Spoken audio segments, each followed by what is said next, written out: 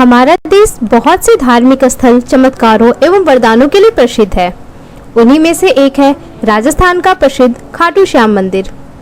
इस मंदिर में भीम के पोते और घटोत्कच के बेटे बर्बरिक की श्याम रूप में पूजा की जाती है।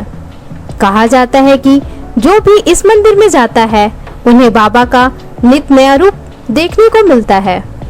कई लोगों को तो इनके आकार में भी बदलाव नजर आता है, कभी मोटा तो कभी दुबला, कभी हंसता हुआ तो कभी ऐसा तेज भरा कि नजरें टिकाना मुश्किल हो जाता है।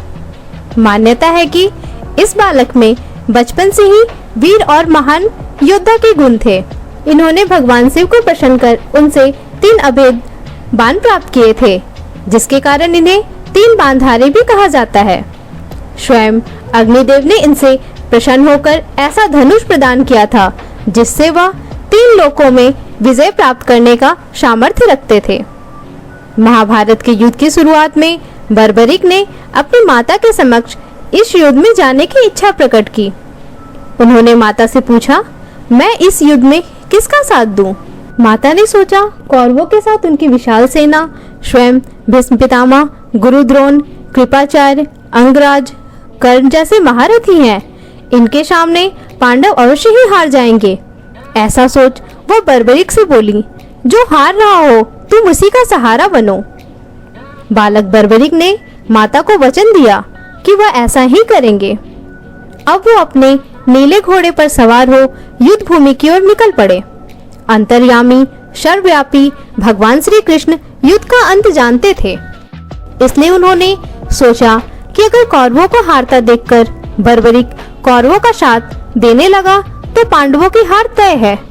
इसलिए श्री कृष्ण ने ब्राह्मण का वेश धारण कर चालाकी से बालक बर्बरिक के सामने प्रकट हो उनका शीश दान में मांग लिया। बालक बर्बरिक सोच में पड़ गया कि कोई ब्राह्मण मेरा शीश क्यों मांगेगा।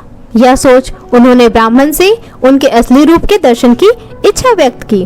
भगवान श्री कृष्ण ने उन्हें अपने विराट रूप में दर्शन दिया।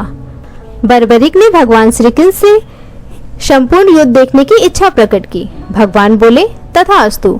ऐसा सुन बालक बर्बरिक ने अपने आराध्य देवी देवताओं और माता को नमन किया और कमर से कटार खींचकर एक ही बार में अपना शीश को धड़ से अलग कर श्री कृष्ण को दान कर दिया। श्री कृष्ण ने तेजी से उनके शीश को अपने हाथ में उठाया और अमृत से सींचकर अमर करते हुए युद्ध भूमि के समीप ही सबसे ऊंची पहाड़ी पर सुशोभित कर दिया, जहां से बर्बरिक पूरा युद्ध देख सकते थे।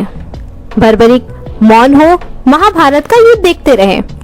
युद्ध की समाप्ति पर पांडव विजयी हुए। आत्म प्रशंसा में पांडव विजय का श्रेय अपने ऊपर लेने लगे। आखिरकार निर्णय के लिए सभी कृष्ण के पास गए। भगवान श्री कृष्ण बोले, मैं तो स्वयं व्यस्त था, इसलिए मैं किसी का पराक्रम नहीं देख सका। ऐसा करते हैं सभी बर्बरिक के पास चलते हैं। बर्बरिक के शीश दान की कहानी अब तक पांडवों को मालूम नहीं थी। वहां पहुंचकर भगवान श्री कृष्ण ने उनसे पांडवों के पराक्रम के बारे में जानना चाहा। बर्बरिक के शीश ने उत्तर दिया, भगवान, युद्ध में आपका सुदर्शन नाच रहा था और जगदम्बा लहू का पान कर रही थी। मुझे तो ये लोग कहीं नजर नहीं आए। बर्बरिक का उत्तर सुन सभी की नजरें नीचे झुक गई। तब श्री कृष्ण ने बर्बरिक का परिचय कराया और बर्बरिक पर प्रसन्न होकर इनका नाम श्याम रख दिया। अपनी कलाएं एवं अपनी शक्तियां प्रदान करते हुए भगवान श्री कृष्ण बोले, बर्बरिक, धरती पर तुमसे बड़ा दानी ना तो कोई हुआ है और ना ही होगा। माँ को दिए वचन के अनुसार तुम हारे का सहारा बनोगे।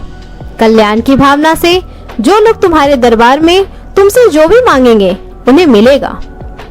तुम्हारे दर पर सभी की इच्छाएं पूर्ण होगी। इस तरह से खाटू श्याम का मंदिर अस्तित्व में आया। हारे का सहारा श्याम बाबा हमारे। जय हो खाटू श्याम जी।